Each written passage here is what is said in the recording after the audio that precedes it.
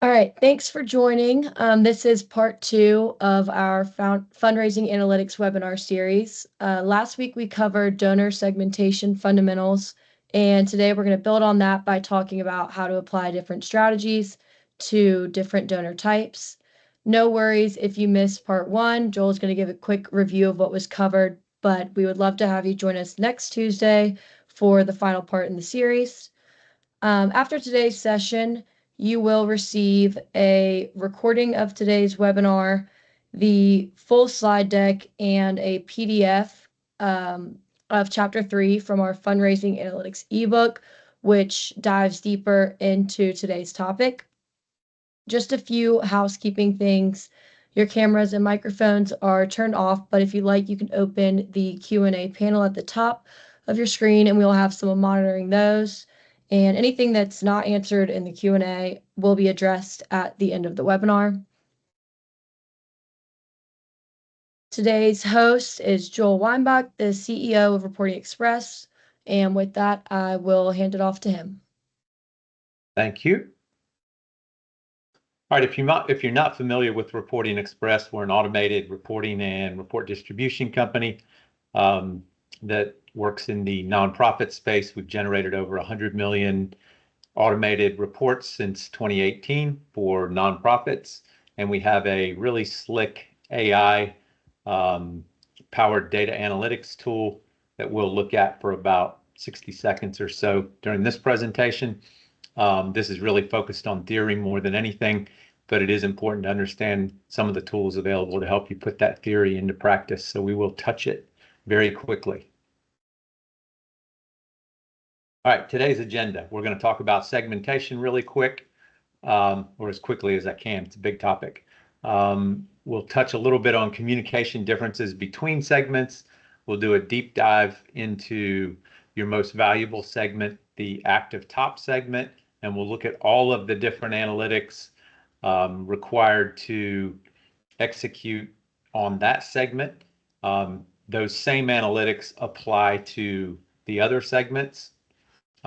During that, we'll do a short intro to scoring methods. Got a quick example of that. We'll talk more about scoring methods in webinar number 3. We'll hopefully have some time for questions at the end.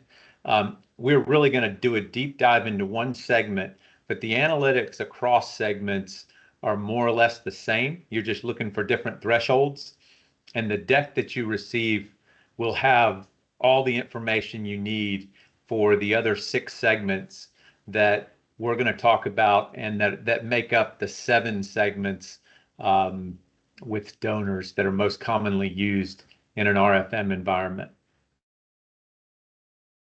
So why now? For you, number one, your fundraising software is full of valuable historical data.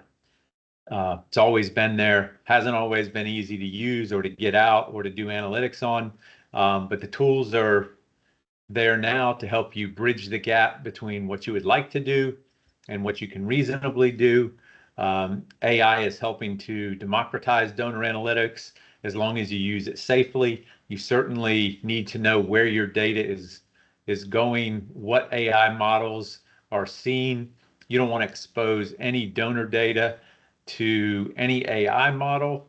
There's no telling what that could lead to. So you want to ensure that that never happens.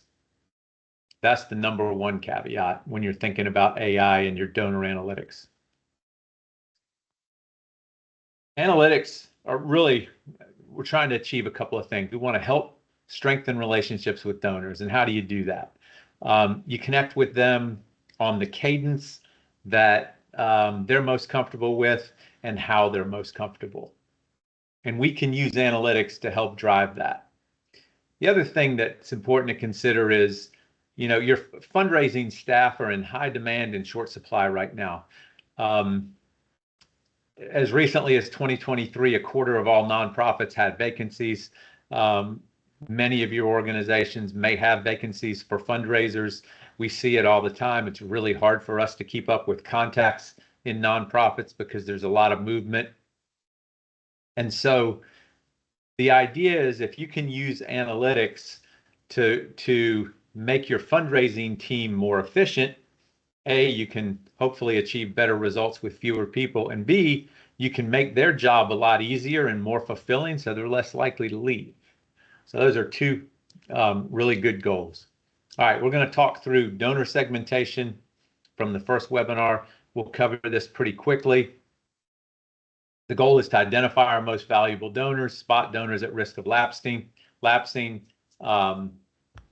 tailor our communications, find actionable insights, and maximize our resources. Promise I won't read slides forever. Why segmentation work? Individual donors are unpredictable. You cannot tell what an individual donor is going to do. You'll never be able to. There are too many outside factors. However, if you have a group of donors who have behaved similarly in the past, and you can compare them to another group of donors that behaved similarly to them and to each other in a prior period, you can predict with a high degree of accuracy what that group of donors will do in the next period. So we can't predict by individual donor, but if we have a group of 100 donors or 1,000 donors that are in a group and we have a pattern as to what similar donors have done in the past, we can predict with a pretty high degree of accuracy what that group will do next.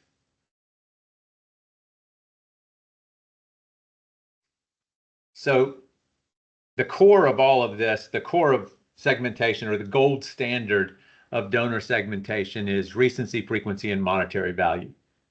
Those three metrics create a snapshot of our donor engagement that we can use to do all kinds of things. The first core dimension of segmentation is recency. When's the last time a donor gave? And there are a couple of ways of looking at this. Most donors think calendar year. So our recommendation is to do this on a calendar year basis. Some people like to do it on their fiscal year basis because it ties to their reporting a little better. Nothing wrong with that necessarily. But because donors tend to work on a calendar basis, I like that a little better. You can also do it on a rolling basis. That'll give you more of a up to the minute look at what's happening over the past 12 months consecutively, and that can be valuable as well. And of course, you can look at your data in more than one way.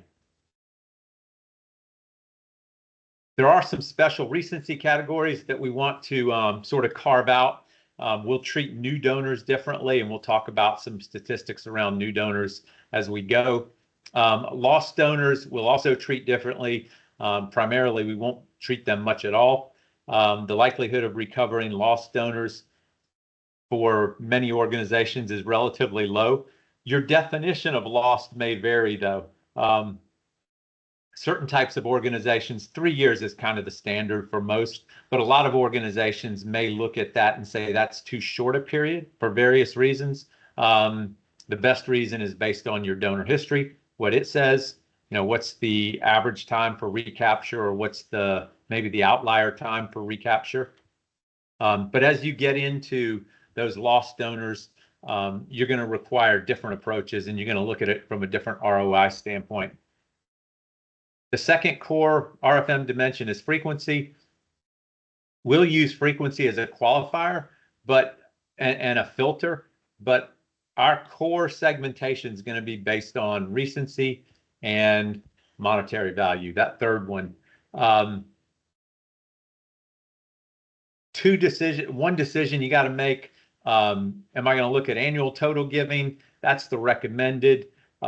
You can also look at average gift amount, and you can mix those some as well. There's value in looking at things like median gift amount, largest gift mode, and you'll see we combine all that data. But our core segmentation metric is going to be annual total giving. So when we roll those up, we end up with a group of segments like this. New donors, warm new donors, those are donors who donated last year for the first time, but haven't donated since. Our active top, middle, and bottom donors, and our warm top, middle, and bottom, and cold, and lost is way out there. You'll see me use uncategorized sometimes. That's just to make sure that when I'm filtering, I didn't miss anybody when I set up my segments. That category should always be blank, but I'll sometimes use it to make sure that somebody didn't slip through the cracks somehow. You want to avoid segmentation. You can get really excited about segmentation and say, I want to keep adding segments. But you got to come up with a plan for each segment. And that's not always easy unless you have a really large team. There are some special donor categories that you want to think about excluding because they can skew your data. Recurring donors isn't a big deal. You can kind of recognize them pretty easily. But event-only donors, tickets, things like that, you might want to exclude some of those if they have the potential to skew your data. For example, if you run an event that's not really a fundraising event, I mean, maybe it's a light fundraising event with a low ticket price. You don't necessarily want to record all of your $10 ticket buyers as donors. Or at least not for very long, because your likelihood of engaging with them further is pretty low. If you run an event where a table costs $10,000, you want to record all of them as a donor because that's a little bit different kind of thing, and you really are looking for repeatability from those donors. We're talking about RFM segmentation. It is possible to apply the same theory to other attributes of your donors. You want to find an anchor attribute first. Good examples are alumni, grateful patients, past beneficiaries of your organization, things like that. And then you can start segmenting around them. Alumni might be by degree or other attributes related to their time at your institution. All right, so that is our quick run through of segmentation. Now we're going to get into tailoring our strategies and looking at our data. Down the road, one of the things you always want to think about is monitoring what you're doing and evaluating it and measuring, and then refining your approach.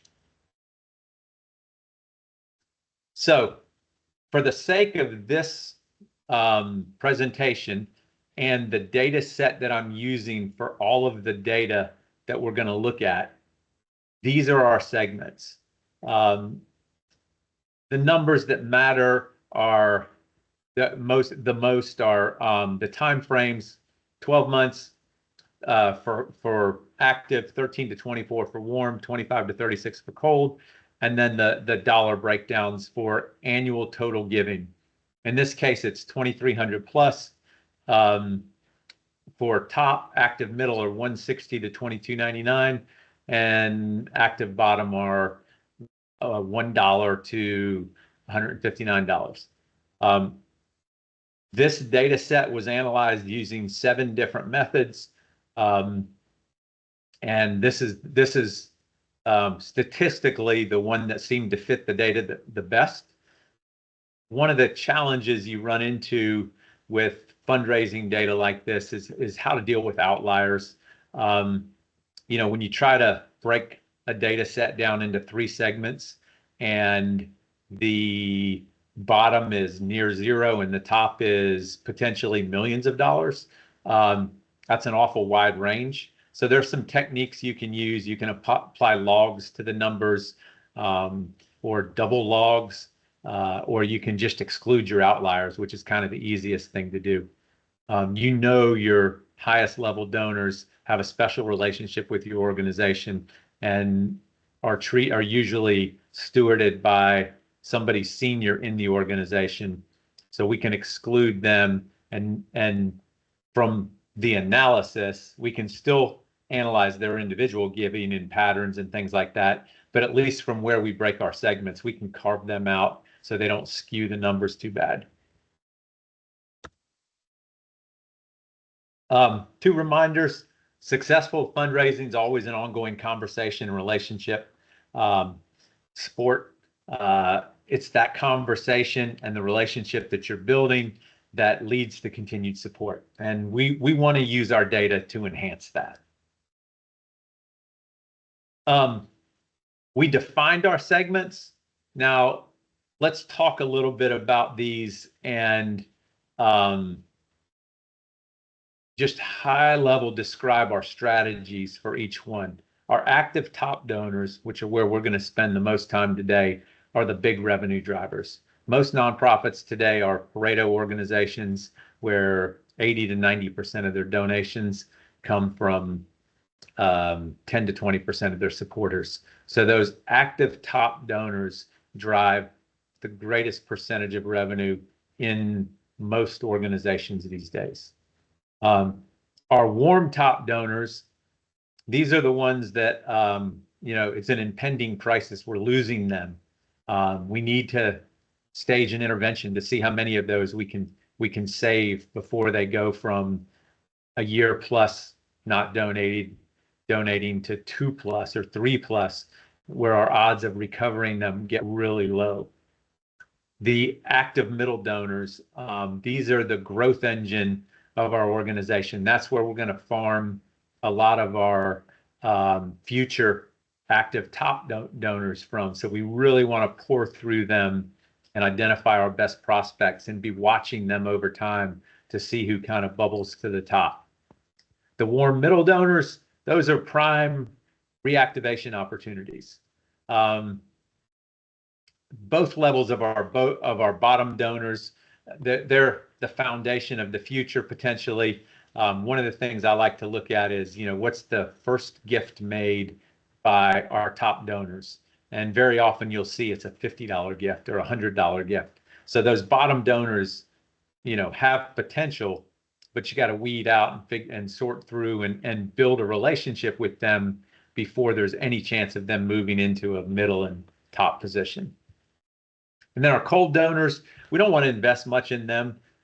We can selectively look at some of them, potentially large donors or cyclical donors. There are examples of organizations where cold donors can reappear with some regularity. Grateful Patients is one. K-12 schools is another, where you may have parents donate through their children's tenure at the school and then stop for a while. And if grandchildren appear and go to the same school, those grandparents may become donors again. So there are situations like that where cold donors can be expected to be reactivated after long periods of time, and we'll look at some numbers around that as well.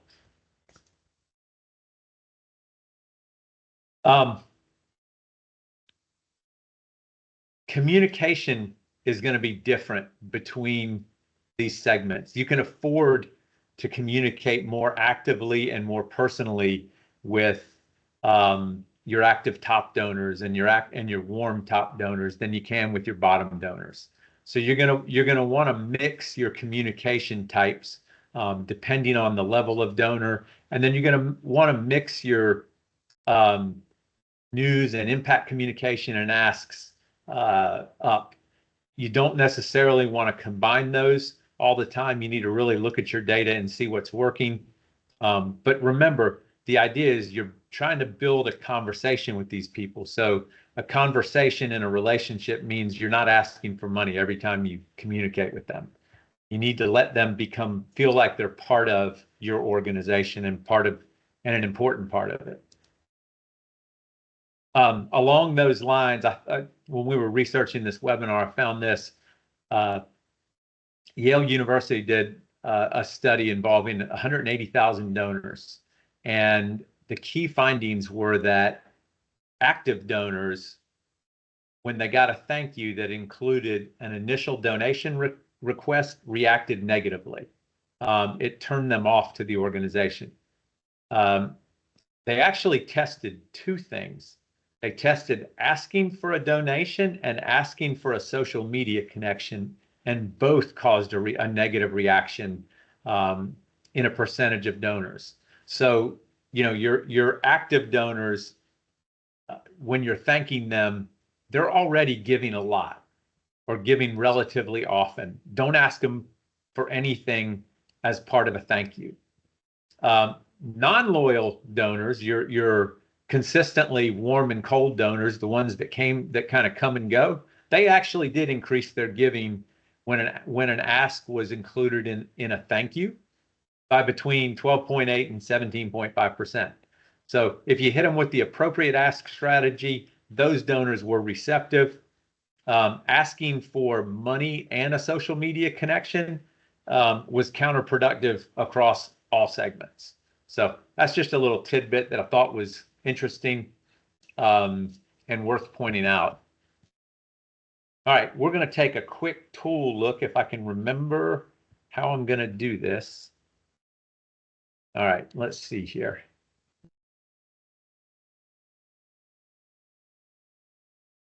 So this is what we're doing is all about how to get more out of our data. And we've always had tools like reporting tools and query tools that allow us to get data out, but it's really difficult to massage that data and do deep analysis on it. Everybody's favorite tool, including mine, Excel, can take you only so far when you have large data sets, which we tend to have when we're looking at giving history, and lots of relational data. One constituent can have hundreds of gifts theoretically. So it gets difficult to massage that data in Excel. Dashboarding tools can give us a high-level view, but they don't create actionable information that's portable very well. So again, my favorite tool is our Express Analytics tool. It was designed specifically for this purpose. I can do things like, say, create a report to help me understand the retention rate of first-time donors in 2020. And I'll explain what I'm doing in a second. What we are doing here is leveraging AI for what it's good for. And one of the things AI is good for is interpreting questions and writing SQL code. Now, we don't want to share our data with AI, so we've developed a whole proprietary process to describe our data and massage the data structure so that it works well in a natural language type environment. And we can take that plus some other metadata about the data structure and the kinds of data that are in it, but not any specific data. We can pass that to an AI model, a foundational model, along with our question, and ask it to create SQL code, which comes back to us. And inside of our environment, in a private environment, we execute that against a little piece of your data and can get a result. So what I wanted to know is, help me understand the retention rate of first-time donors in 2020. There were 1,742 first-time donors, only retained 343 of them, 19.7%. Kept the bigger ones, obviously, which kind of makes sense. The larger donors are more likely to come back the next year. But over 5 years, that $1.9 million first year became $719,000, and back in this year, it actually became $517,000. All of that is based around the number of donors from that class in 2020 that I was able to retain. So that's a little simple example. I'm going to show you a more complex one. This is more along the lines of the data we're going to be looking at shortly. What I'm doing here is, it's like I'm going to a room full of AI agents that are dedicated to me, and I'm picking one and I'm saying, here, just like if I was asking a human, I got this question, can you answer it for me? And most of the time they can, sometimes they can't, sometimes they won't answer it the way I'd like, so I'll ask it again, or I might pick somebody else to ask. In this case, I want to report showing distribution of gifts by donor by quarter. So which quarter their gifts appeared in, wanted to see it as a percentage, told them what columns I wanted. And I said, you don't have to discriminate what year they're in. I just want all the quarters. So, this is useful information. I can see some donors here that have never given in a particular quarter. I don't need to solicit them in those quarters. That's probably a waste of money. If 50% of the gifts down here from this donor came in the first quarter, that's when I want to solicit. First and third quarter on that donor. Never got a gift in the second and fourth. That's not terribly unusual. So I can use this data to help me determine when to solicit people. See if I can get PowerPoint back on here. Teams is a little squirrely these days, but here we go. Resume the slideshow. All right, so that gives you a little idea as to how that tool works. If you want more information, just let us know. We can send you a video demo or let you see it live in person. We can let you play with it if you'd like, all those kind of things. All right, so now we're digging into our active top donors. This is the lifeline of our organization. These are donors that have given $2,300 plus within the last 12 months, and retention is our #1 goal. Now, the first thing I want to do is look at the overview of retention in my organization. So this report, which looks like some of the things that I was creating a few minutes ago, all of these came out of Express Analytics, by the way. All the data on every screen was crunched by that. What am I looking for here?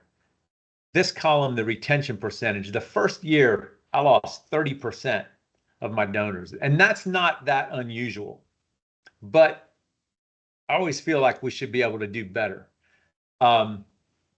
If I look up here, within the first 3 years, those 214 donors, which became 120, donated about 5.9, 6.9, $7.5 million. Over the next 10 years or so, I lost some of those donors every year. However, I also gained some back in the form of recaptures. So you can see I was losing in 2014, I lost 7 of them. But in 2014, I picked up, between 2014 and 2015, I lost 7, but I recaptured 13. So my actual donor count from that cohort isn't falling quite as badly as it looks, because some donors leave for a year, come back, leave for 3 years and come back. These dollars up here from that group of 214 top donors that I had in 2010, back then they gave this, what did I say, 6 million, something like that, 6.5, 7. If I, over 3 years, the smaller group of those donors, the 76 that were still remaining, gave 14 or 15 million over the most recent 3-year period. So I'm doing a good job of stewarding the donors that stay with me, but I got to come up with ways to recapture more. I'm also doing a pretty good job of recapture, but that can always be better, and lose a few less every year. So to the extent, a lot of the data that we're going to be looking at the rest of the day is around how to identify donors that are at risk of being lost, so we can impact these numbers. Everything we talk about is around your existing donor base. You should have a completely different strategy for new donors and prospecting, et cetera. So this is a 15-year look. I want to look at shorter periods too, just to see if we're getting any better. So if I do a 10-year look, it looks very similar. I'm losing 30% right out of the gate. A 5-year look, same thing, 30%. that's not 30% of new donors. That's probably 80% of new donors and 20% of recurring donors. 2010, my first year, was not the first year of this organization. It's just where I started the data. So that group of donors in 2010 at the top was a mix of new and retained donors. But I'm consistently losing 30% year over year, which means I'm probably losing 10% or 20% of my existing base and 70 or 80% of my new donors, something like that. And it's getting worse. You know, I'm down to 62% here. And again, let's go back to the first one. I'm not losing very many of my existing base. All right. I'm not losing very many of my existing base year to year. It's all the new donors that aren't coming back after the first year. So that's an area that we need to address. We need to come up with a better plan for stewardship, or this organization would, to really address those big first year donors. The statistics all say if you get a second gift or a second year, your odds increase. If you can keep a donor for 5 years, you'll get a bump in the expected lifetime value, things like that. This looks at actual first year giving retention. I mean, you know, that number is not great, and it's not really getting better. It got worse from 2010 and 2011 forward. That's in my low donors. It's actually a little better in my top donors, but it's still not very good. That's what's causing those problems, that loss. I want to try to figure out how to address that. And the best way is with a really strong upfront stewardship program that works with those top donors and middle donors to some degree to make sure that they come back. All right, now we're going to talk about individual donors. You know, again, these top donors, that's what we're focused on, are critical. If we lose one $10,000 donor, it's like losing 50 or 200 $50 donors. So one of the things we can do is trigger a personal outreach at something in the 8 or 9 month time frame. So if it's been more than 8 months since they've made a gift, you know, 9 months, 10 months, we should have a strong personal outreach with them to ensure that we're keeping the relationship between them and the organization. So this report identifies month since most recent gift for our top donors. It also gives the person who's going to take this information and, you know, take action on it. It tells them what the total giving was in 2024, the prior year, and the most recent gift amount. And we can enrich this with more data points as well. You know, how many gifts did they make last year, things like that. When did they make those gifts? All of that can be done easily with the new tools that are available to us.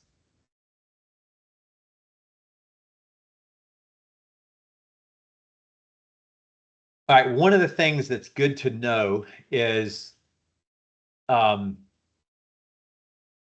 what's the average time that my recaptures take place? My lapsed donors that I get back, when am I most likely to get them back? So donors that come back in the 12 to 23 month time frame, or 12 to 24, this is actual data from this organization. They recaptured 49 top donors after they had lapsed for a year. The average time between months was 15 months. The median was 14. The most likely month they were going to recapture them was month 14. The second most likely month was month tongue twister, 13. So if you can catch them right after the end of the first year, you got a really good chance of getting them back. Once they get to 24 months, it gets a little harder. the median time to recapture was 34 months. And look, we didn't recapture very many. The most common months were 25 and 28. So most of the ones I got back were right after the second year. And that, a lot of people give at the same time every year. So if you miss a year, you might catch them back the second year at about the same time. End of year would be most common. And then if they went more than 36 months, the most common month to get them back was month 37. The median was month 50. So there's some outliers there that went 60, 70, 80, 100 months before they came back. And then the second most common was 45. So again, if somebody's 3 years out, you got to work them really hard that same month that they've been giving in the past. And then if you don't catch them then, catch them a little before the end of their fourth year. Those are your best chances, according to this data, of getting them back.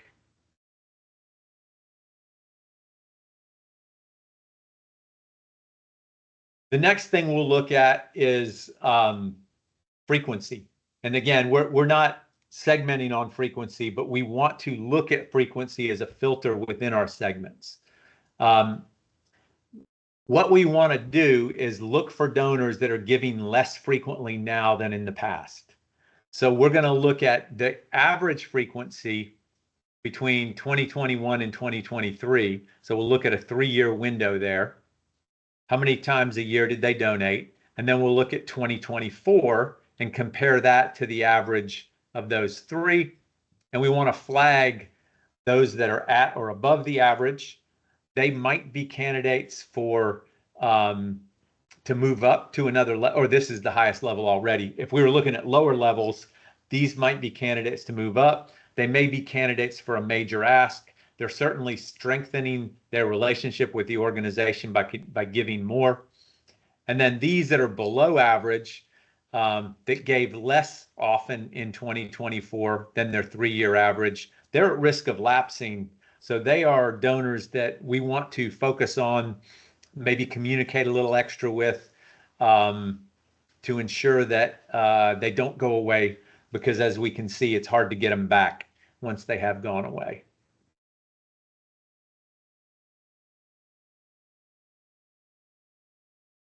Another thing we can look at is year-over-year giving on a year-to-date basis.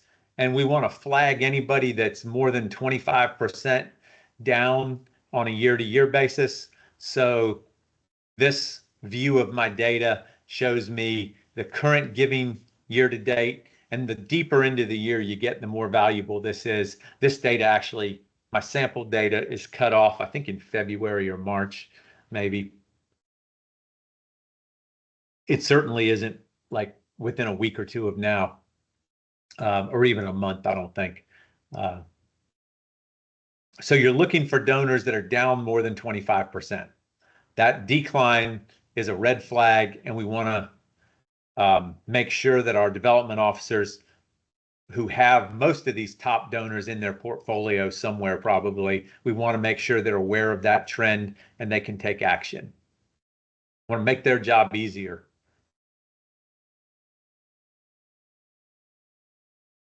One measurement of relationship depth is how many years a donor has given at our top level. How long have they been a top active donor, and how many consecutive years have they been a top active donor? Donors with 5+ consecutive years statistically have a much higher lifetime value, and so we want to look at our champions, these people that have given for many years in a row, and many out of many. So this one's 17 years in a row at one point, 22 years total where they were a top donor. That same view, we want to go down to the bottom and pay attention to these 1-1s. That's their first year as a top level donor. That's when we want to really focus on stewardship. There's a lot of research that says if you can get a top level donor to make another donation at the top level, you've got like a 50 or 60% higher retention rate for those donors than just a regular donor.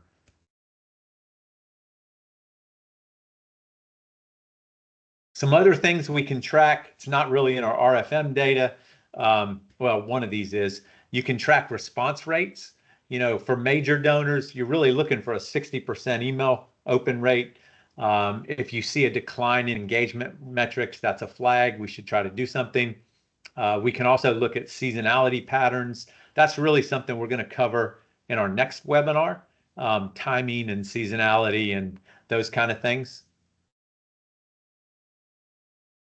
So now we'll look at growth and capacity indicators.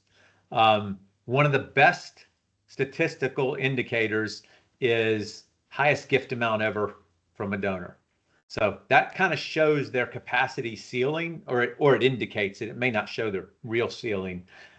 Many donors can exceed their largest gift, but at least it shows you the direction of that ceiling.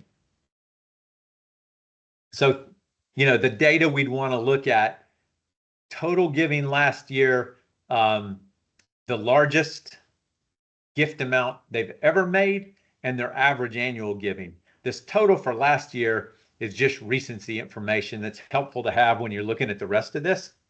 What we want to do is flag these donors whose largest gift ever is more than 2x their average annual giving. So in one gift, they give more than double their average. And you can set your flag however you want, but we want to flag them because they're a candidate for a bigger ask probably than we've been making on a regular basis. You can kind of look through these. Largest gift ever was 746,000, average giving 357. That's obviously a very important donor. Down here, their average is 64,000. Their largest ever was 452. They gave 68 last year. If this wasn't a bequest or something like that, they probably have more opportunity to support the organization if you can make the case for them.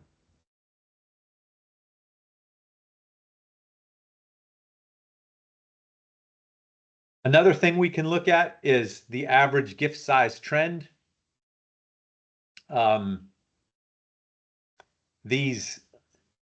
looking for increases to identify donors who we might be able to get more support from, and we're looking for decreases to identify donors who we should take some action with to keep them from lapsing their support.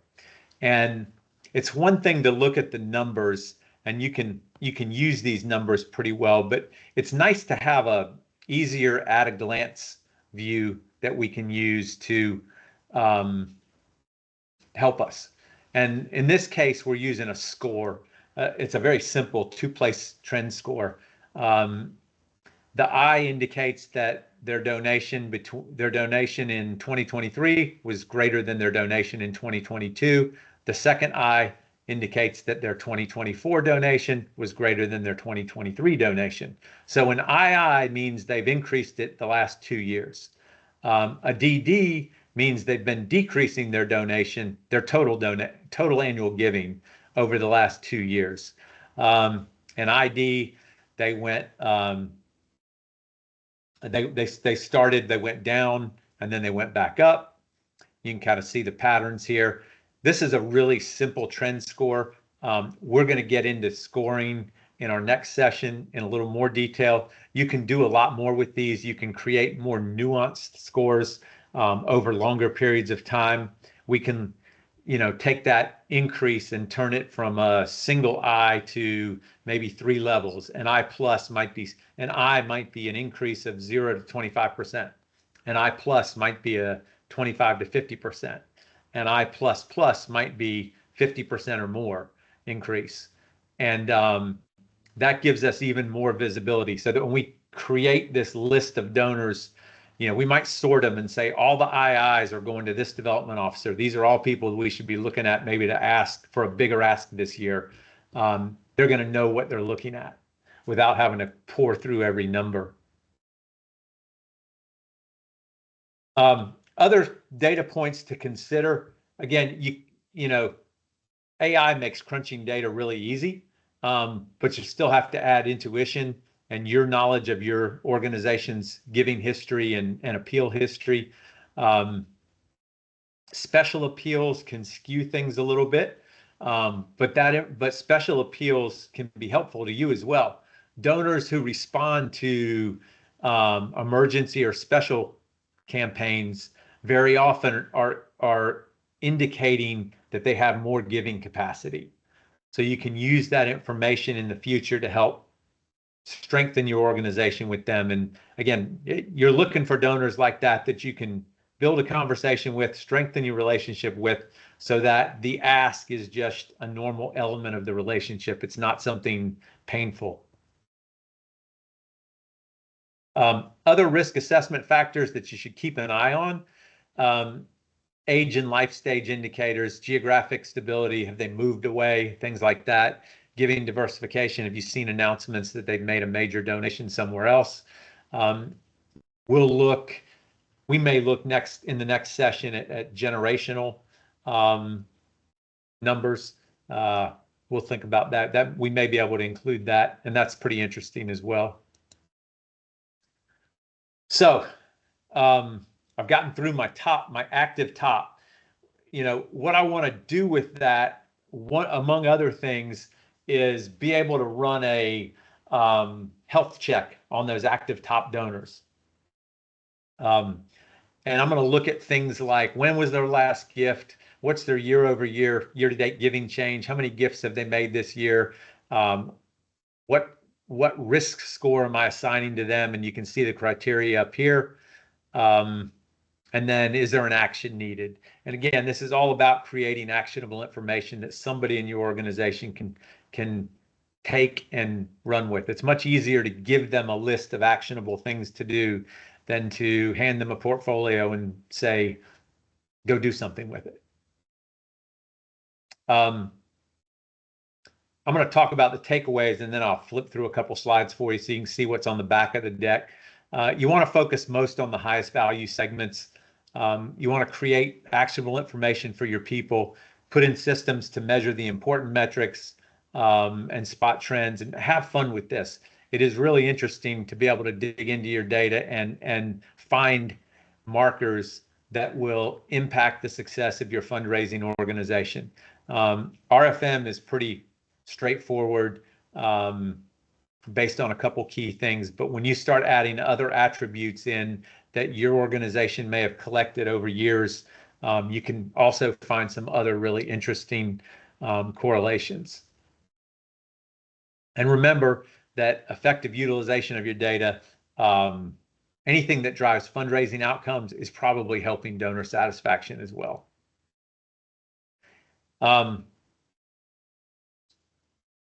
Next webinar is same time, same day next week. We'll talk about timing, a little more scoring. At the end, you know, if you attend all three, we'll sit down with you personally and talk through some more of this. Look at your data if you want. You can anonymize your data. We don't need donor names or anything like that. We can run some of this analysis for you, let you see what it looks like, things like that. Here's some contact information.